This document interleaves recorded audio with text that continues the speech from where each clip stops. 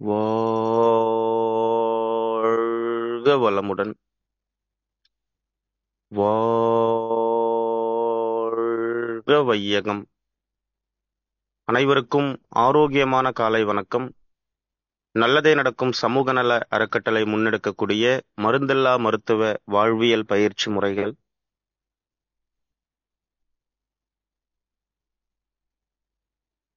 உடல் மற்றும் மனம் சார்ந்து பல்வேறு விதமான தகவல்களை நாம் பகிர்ந்து வருகிறோம்.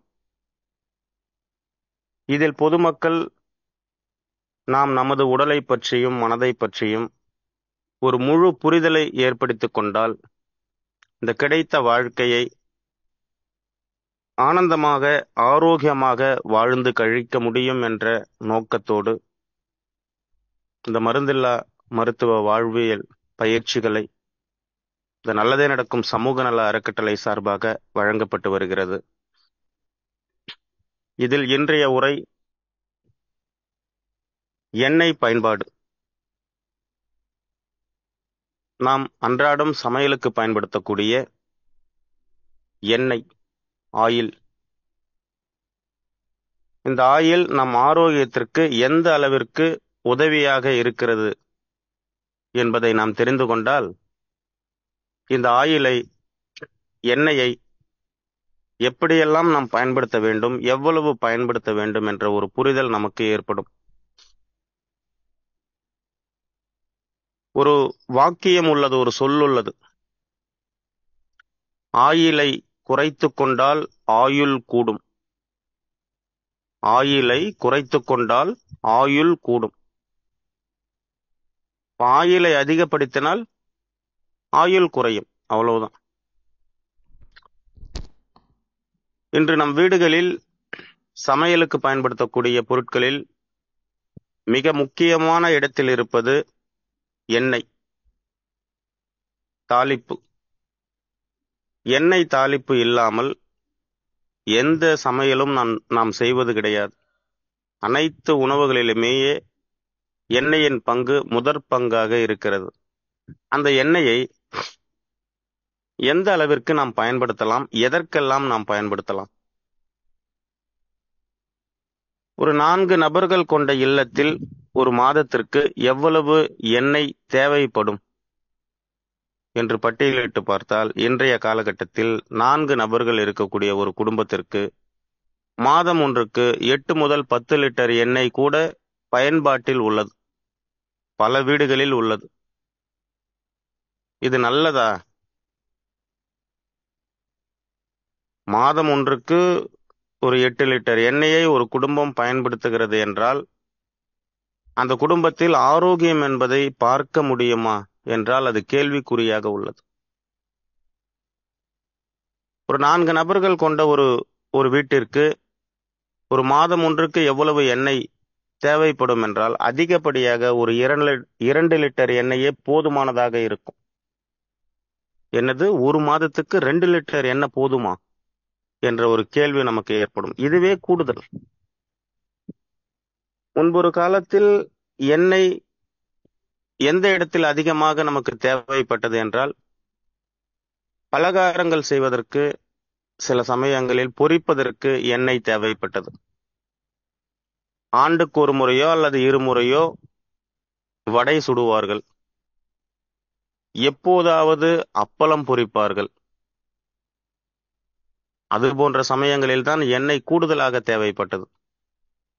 ஆனால் இப்போது நினைத்தால் ஒரு வடை சுடுவதற்கோ ஒரு அப்பளம் சுடுவதற்கோ எந்த அளவிற்கு எண்ணெய் பயன்படுமோ அந்த அளவிற்கான அந்த எண்ணெயை 1-2 நாட்களிலேயே தீர்த்து கட்டக்கூடிய ஒரு வாழ்வியல் முறை இன்று வந்துவிட்டது. உணவு கொஞ்சம் சுவையாக வர வேண்டும் என்றால் எண்ணெய் கொஞ்சம் கூடுதலாக சேர்த்து கொள்ள வேண்டும் என்ற ஒரு மனநிலை வந்துவிட்டது. எந்த அளவிற்கு நாம் ஆயிலை, எண்ணெயை சமையலில் கூடுதலாக பயன்படுத்துகிறோமோ அந்த அளவிற்கு உடலில் ஆரோக்கிய குறைவு ஏற்படும். சும்மா சாதாரணமாக தாளிப்பதற்கு ஒரு ஒரு சின்ன தேக்கரண்டி அளவிற்கு பயன்படுத்தினாலே போதும். இங்கு சமையல் முடித்து உணவு தட்டிற்கு உணவு வரும்போது பார்த்தால் அவ்வளவு எண்ணெய் அந்த அந்த குழம்புக்கு மேலேயோ அல்லது அந்த சாம்பார் ரசத்துக்கு மேலேயோ அவ்வளவு எண்ணெய் மிதக்கக்கூடிய ஒரு நிலை உள்ளது. இந்த அளவிற்கு எண்ணெய் நாம் பயன்படுத்துவது நல்லதா? நல்லது என்று நினைத்து நாம் பயன்படுகிறோம். நாவிற்கு சுவை கூட்ட வேண்டும் என்று எண்ணெயை கூடுதலாக பயன்படுத்துகிறோம். இதனுடைய விளைவு ஒரு கட்டத்தில் மருத்துவமனைக்கும் வீட்டுக்கும் சென்று வரக்கூடிய ஒரு நிலை ஏற்படும். எந்த அளவிற்கு நாம் எண்ணெயை குறைக்க முடியுமோ சமையலில், அந்த அளவிற்கு எண்ணெயை குறைத்து பயன்படுத்தினால் அந்த குடும்பத்தில் ஆரோக்கியம் என்பது தலைதூக்கும். எந்த எண்ணெயை சமையலுக்கு நாம் பயன்படுத்தலாம் என்ற அடுத்த ஒரு கேள்வி உள்ளது. சமையலுக்கு பயன்படுத்தக்கூடிய உகந்த எண்ணெய் எதுவென்று பார்த்தால் எள்ளெண்ணெய், நல்லெண்ணெய், இது முதலிடத்தில் உள்ளது. அடுத்து வேர்க்கடையிலிருந்து எடுக்கக்கூடிய கடலை எண்ணெய், சூரியகாந்தி எண்ணெய், தேங்காய் எண்ணெய், இது போன்ற எண்ணெய் பொருட்கள் சமையலுக்கு உகந்த எண்ணெய், உண்ணுவதற்கு உகந்த எண்ணெய். இன்னும் பலவிதமான வித்துக்களிலிருந்து, விதைகளிலிருந்து எண்ணெய் எடுக்கப்படுகிறது. அந்த எண்ணெய் உணவிற்கு அந்த அளவிற்கு பயன்படுமா என்றால் உணவிற்கு அந்த அளவிற்கு பயன்படாது. மேல் பூச்சுக்கு, மற்ற பயன்பாடுகளுக்கு அந்த எண்ணெய் பயன்படும். ஆனால் சமையலுக்கு பயன்படக்கூடிய எண்ணெய் ஒரு 4-5 விதமான எண்ணெய் மட்டுமே போதுமானது என்ற நிலையில்தான் உள்ளது. இன்றைய காலகட்டத்தில் நாம் இந்த எண்ணெய் வித்துக்களிலிருந்து எடுக்கக்கூடிய எண்ணெயைத்தான் பயன்படுத்துகிறோமா என்று பார்த்தால் அனைவரும் சொல்லுவோம், ஆம், எண்ணெய் வித்துக்களிலிருந்து எடுக்கக்கூடிய எண்ணெயைத்தான் நாங்கள் பயன்படுத்துகிறோம் என்று சொல்லுவோம். அந்த எண்ணெய் பொருட்கள் உங்களுக்கு எங்கு கிடைக்கிறது என்று அடுத்த கேள்வி கேட்டால், அருகில் இருக்கக்கூடிய பலசரக்கு கடைகளில், மளிகை கடைகளில் எண்ணெய் பொருட்கள் கிடைக்கிறது. அதைத்தான் நாங்கள் வாங்கி வந்து பயன்படுத்துகிறோம். இது உண்மையிலேயே எள்ளிலிருந்து எடுக்கப்பட்டு இருக்கிறதா அல்லது கடலையிலிருந்து எடுக்கப்பட்டு இருக்கிறதா என்று கேட்டால், ஆம், அதிலிருந்து தான் எடுக்கப்பட்டு இருக்கிறது என்று சொல்லுவார்கள். எப்படி உங்களால் சொல்ல முடியாது இது கடலையிலிருந்து எடுக்கப்பட்ட எண்ணெய், இது தேங்காவிலிருந்து எடுக்கப்பட்ட எண்ணெய் என்று எவ்வாறு உங்களால் சொல்ல முடிகிறது? நீங்கள் பலசரக்கு கடைகளில் வாங்கினீர்கள். இது கடலையிலிருந்து தான் எடுக்கப்பட்டது, எள்ளிலிருந்து தான் எடுக்கப்பட்டது என்று எப்படி உங்களால் சொல்ல முடிகிறது உறுதியாக என்று கேட்டால், இங்குதான் அழகாக இந்த இந்த எண்ணெய் பொருட்களின் இந்த வித்துக்களை படமாக பதிவிட்டு இருக்கிறார்கள் அல்லவா? இங்க பாருங்க, வேர்க்கடலை படம் இருக்கு, இங்க பாருங்க தேங்காவோட படம் இருக்கு. அப்ப தேங்காயிலிருந்து எடுத்ததுனால தானே தேங்காய் படம் போட்டு கொடுத்துக்கிட்டு இருக்காங்க. வேர்க்கடலையிலிருந்து நேரடியாக எடுத்ததுனால தானே வேர்க்கடலை படம் போட்டு இந்த எண்ணெய் கொடுத்துக்கிட்டு இருக்காங்கிற பதில் தான் வரும். இது உண்மையா? அவ்வாறு கொடுக்க முடியுமா என்று பார்த்தால் இங்குதான் நமக்கு அதிகமாக சந்தேகம் தோன்றுகிறது. என்ன சந்தேகம் தோன்றுகிறது என்று பார்த்தால், எண்ணெய் நமக்கு எப்படி கிடைக்கும்? வித்துக்களிலிருந்து அது அந்த கானமாடக்கூடிய அந்த எண்ணெயை அரைத்து பிழிந்து எடுக்கக்கூடிய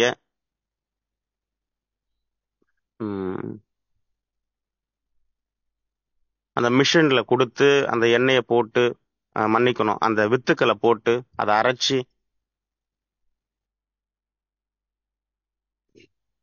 அதை கிட்டத்தட்ட ஒரு 4 நாட்கள், ஒரு வாரம் அசையாமல் ஒரு பாத்திரத்துல வச்சு வடிகட்டி அதில் இருக்கக்கூடிய அடர்த்தி தன்மை எல்லாம் கீழிறங்கி மேலே தெளியக்கூடிய அந்த அந்த திரவத்தை எண்ணெயாக நம்ம பயன்படுத்துகிறோம்.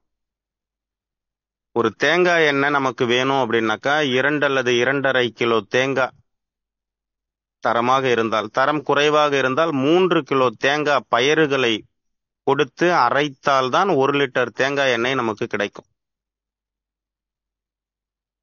2.5 கிலோ 3 கிலோ எள்ளை கொடுத்து அரைத்தால் தான் 1 லிட்டர் எள்ளெண்ணெய், நல்லெண்ணெய் நமக்கு கிடைக்கும். 2.5 கிலோ 3 கிலோ கடலை பருப்பை போட்டு அரைத்தால் தான் 1 லிட்டர் கடலை எண்ணெய் நமக்கு கிடைக்கும். இதுதான் யதார்த்தம். இன்று 1 கிலோ கடலை பருப்புடைய விலை வந்து பார்த்தோம்னாக்கா சாதாரணமாக பார்த்தாலும் 80 ரூபாவிலிருந்து 100 ரூபா இருக்கு. அப்போ 3 கிலோ அப்படின்னு பார்த்தோம்னாக்கா கிட்டத்தட்ட 240 ரூபா 250 ரூபா வந்துடும்.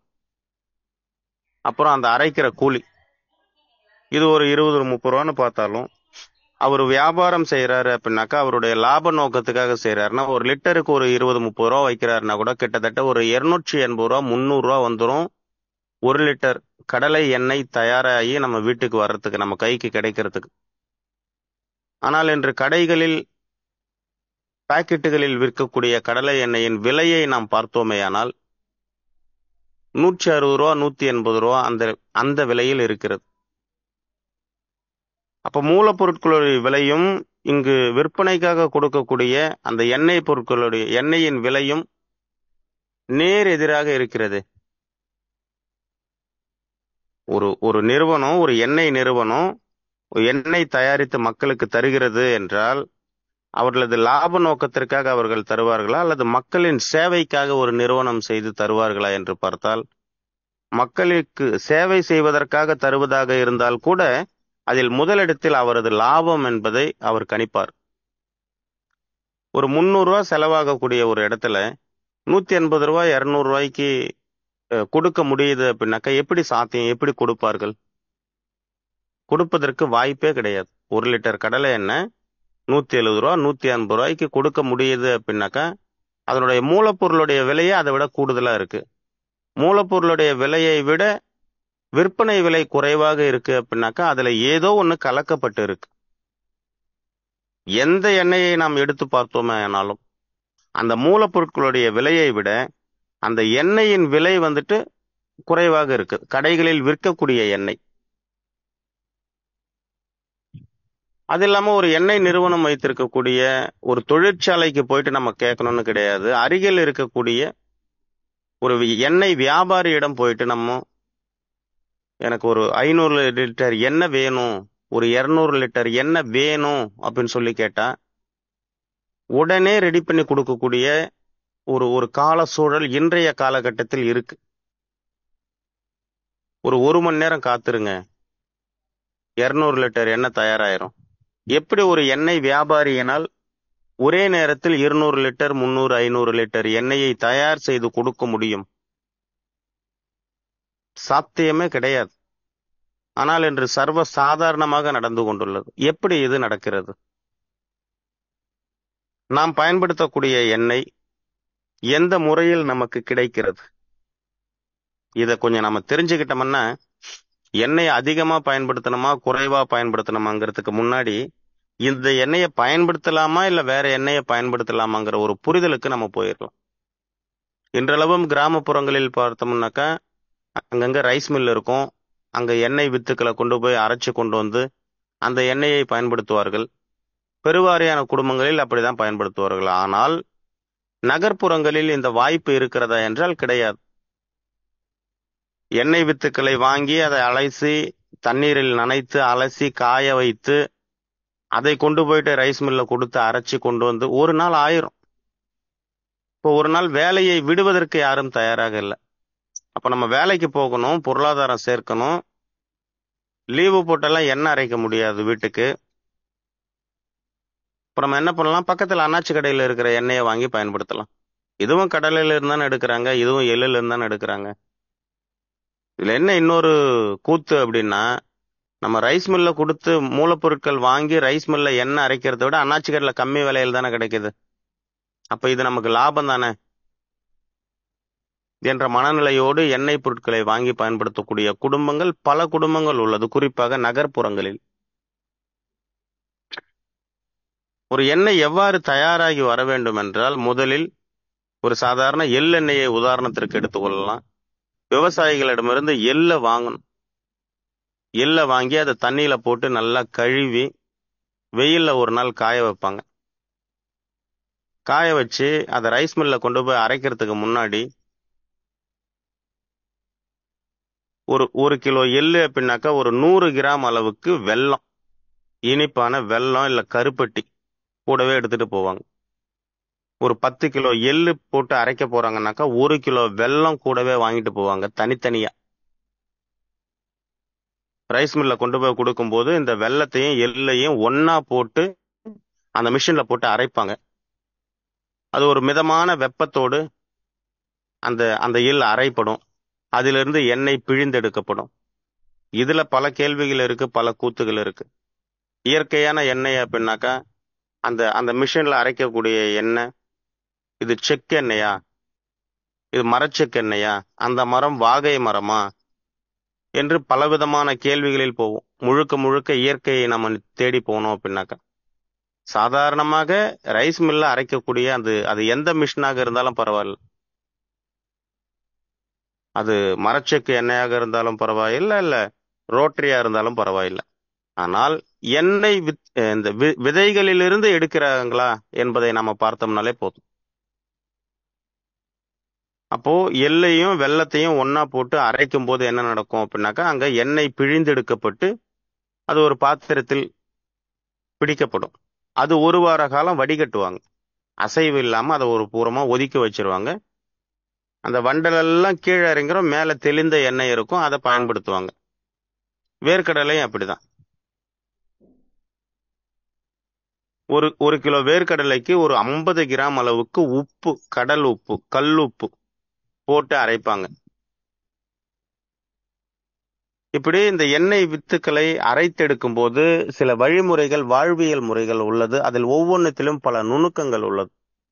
எள் அரைக்கும் போது எதுக்கு வெல்லம் போடணும், கடலை அரைக்கும் போது எதுக்கு உப்பு போடணும் என்று பல நுணுக்கங்கள் அதில் மறைந்திருக்கிறது. இப்படிதான் எண்ணெயை அரைச்சு எடுப்பாங்க. ஆனால் இன்று கடைகளில் வாங்கக்கூடிய எண்ணெய் இந்த மாதிரிதான் அரைக்கிறார்களா? முதலில் இந்த விளைச்சலில் உருவாகக்கூடிய எண்ணெய் வித்துக்களும் மக்கள் பயன்படுத்தக்கூடிய எண்ணெயின் அளவையும் ஒப்பிட்டு பார்த்தோம் அப்படின்னாக்கா இது ஏற்றுக்கொள்ளக்கூடியதாக இருக்குமா என்று பார்த்தால் இல்லை.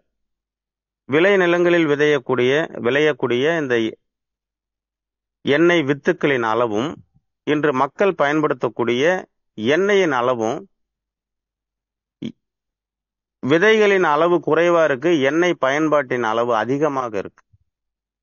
ஏன்னா இன்னைக்கு பெருவாரியான விவசாயிகள் எண்ணெய் வித்துக்களை விதைக்கிறது கிடையாது. அதற்கு முன்பு மானாவாரியாக விதைப்பார்கள், நீர் பாய்ச்சும் இறைப்பு பயிராகவும் விதைப்பார்கள். இன்று அந்த அளவுக்கு விதைக்கிறது கிடையாது.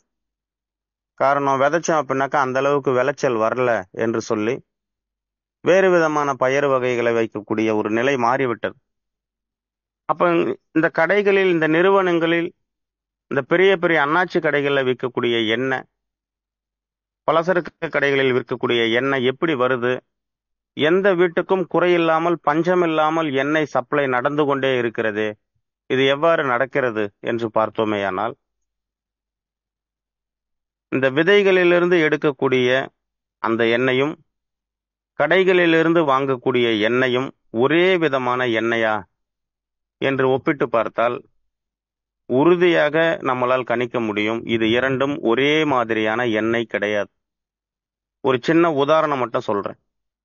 பனிகாலங்களில், முன்பெல்லாம் பனிகாலங்களில் சாதாரணமாக நாம் பயன்படுத்தக்கூடிய தேங்காய் எண்ணெய் பனிகாலங்களில் வைத்தோம் அப்படின்னாக்கா அப்படியே உறைஞ்சு போயிடும், கட்டியாயிரும்.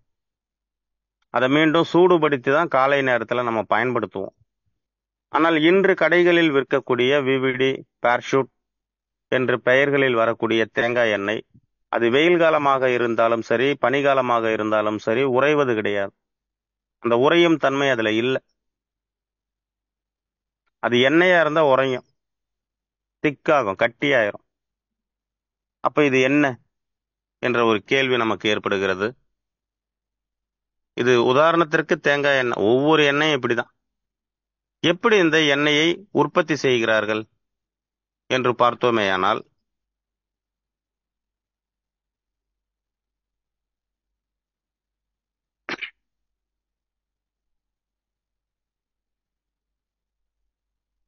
கச்சா எண்ணெய் என்று சொல்லக்கூடிய இந்த எண்ணெயை பிரித்தெடுக்கும் போது பல்வேறு விதமான பிரிவுகளாக அந்த எண்ணெய் பிரிந்து செல்கிறது.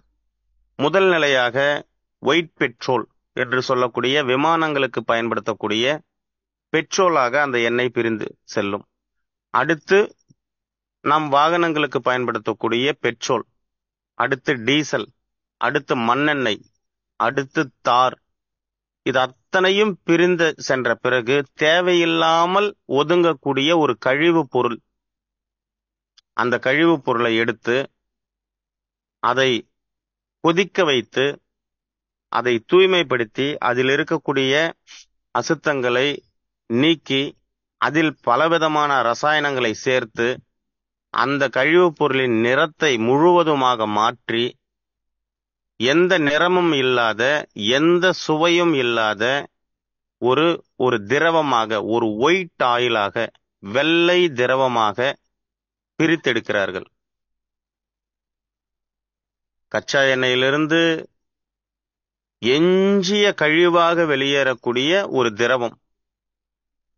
இதற்கு பெயர் பாரஃபைன், லிக்விட் பாரஃபின். இது திரவத்தில் இருப்பதனால் இதுக்கு லிக்விட் பாரஃபின். இது பல டன் லிட்டர்கள் நிறுவனங்களால், எண்ணெய் நிறுவனங்களால் சேகரிக்கப்படுகிறது. சேகரிக்கப்பட்டு இந்த பியூர் ஒயிட் ஆயில், இந்த பியூர் ஒயிட் ஆயில்ல நம்ம என்ன நிறம் வேணுமோ அந்த நிறத்தை சேர்த்து கொள்ள முடியும். என்ன சுவை வேணுமோ அந்த சுவையை சேர்த்து கொள்ள முடியும். என்ன மனம் வேணுமோ, வாசனை வேணுமோ அந்த வாசனையை நம்மால் சேர்த்து கொள்ள முடியும். நம்மால் என்றால் இந்த எண்ணெய் நிறுவனங்களால். நமக்கு எந்த நிறுவனம் கோல்டு வின்னர் ஆயில் தராங்களோ, சன்ஃப்ளவர் ஆயில் தராங்களோ, கோகனட் ஆயில் தராங்களோ, இந்த எண்ணெய் நிறுவனங்களால் அந்த பியூர் ஒயிட் ஆயில அவர்கள் விரும்பக்கூடிய எந்த எண்ணெயாக வேண்டுமானாலும் மாற்றிக்கொள்ளலாம். இப்ப தேங்காய் எண்ணெய் வேணும் அப்படின்னாக்கா, 200 லிட்டர் தேங்காய் எண்ணெய் வேணும் அப்படின்னாக்கா அந்த பியூர் ஒயிட் ஆயில பிரிச்சு எடுத்து அதுல ஒரு 200 லிட்டரை தனியா ஒதுக்கி அதுல சில எசன்ஸ் எல்லாம் சேர்த்தோம், சில கெமிக்கல்ஸ் எல்லாம் சேர்த்தோம் அப்படின்னாக்கா தேங்காய் எண்ணெயுடைய வாசனை அங்க வந்துடும். தேங்காய் எண்ணெய்க்கு என்ன சுவை இருக்கோ அந்த சுவையை அந்த எண்ணெயில கொடுத்துடலாம். அதற்கான ரசாயன பொருட்கள் எல்லாம் சாதாரணமாக கிடைக்கும். பக்கத்துல இருக்கிற பலசரக்கு கடையில கிடைக்கும். நிறம் மாற்றக்கூடிய ரசாயனங்கள், சுவை மாற்றக்கூடிய ரசாயனங்கள், இதெல்லாம் சாதாரணமாக கிடைக்கும். நம்ம அன்றாட வீடுகளில் அதை நம்ம பயன்படுத்துறோமே, நிறம் மாற்றக்கூடிய ரசாயனங்களை. நம்ம அனைவருமே கேசரி சாப்பிட்ருப்போம். நம்ம சாப்பிடக்கூடிய கேசரியில என்ன சுவை வேணுமோ அந்த சுவையை நம்மால் கூட்டிக் கொள்ள முடியும். வெண்ணிலா பிளேவர்ல கேசரி வேணும் அப்படின்னாக்கா அதற்கான சுவை இருக்கு. அதற்கான அந்த வெண்ணிலா பிளேவர் வாசனை வருவதற்கான கெமிக்கல் இருக்கு. அதை கொஞ்சம் போட்டோம் அப்படின்னாக்கா வெண்ணிலா பிளேவர் நமக்கு கிடைச்சிரும். பல நாட்களாக நம்ம கேசரி சாப்பிட்ருப்போம். கேசரியோட நிறம் என்ன நிறம் என்று இன்று வரை நமக்கு தெரியாது. கேசரியோடைய உண்மையான நிறம் எதுவென்று இன்றளவும் நம்மளால் கணிக்கவே முடியாது. நாம் பார்த்ததே கிடையாது. காரணம், கேசரி செய்யறாங்க அப்படின்னா கேசரி பவுடர் இல்லாம கேசரி செய்யவே மாட்டாங்க. அது எந்த வீடுகளில் கேசரி செய்தாலும் சரி, அல்லது திருமண கூடங்களில் கேசரி செய்தாலும் சரி, கேசரி பவுடர் போடாம கேசரி செய்வதே கிடையாது. அந்த கேசரி பவுடர் வெரைட்டியா இருக்கு. ஆரஞ்சு நிறம் வேணும்னா ஆரஞ்சு, பச்சை நிறம் வேணும்னாக்கா பச்சை, வெள்ளை நிறம் வேணும்னாலும் வெள்ளை நிற கேசரி பொடி என்று பல ரகங்களில் கேசரி பொடி இருக்கு. சாதாரணமாக நம்மால் நிறத்தை மாற்ற முடியும், சுவையை மாற்ற முடியும். அப்ப பெரிய பெரிய தொழிற்சாலைகள் வைத்து நடத்தக்கூடிய இந்த எண்ணெய் நிறுவனங்களால் அதை செய்ய முடியாதா? நிச்சயமாக செய்ய முடியும், செய்து கொண்டுதான் இருக்கிறார்கள். சாதாரண பியூர் ஒயிட் ஆயில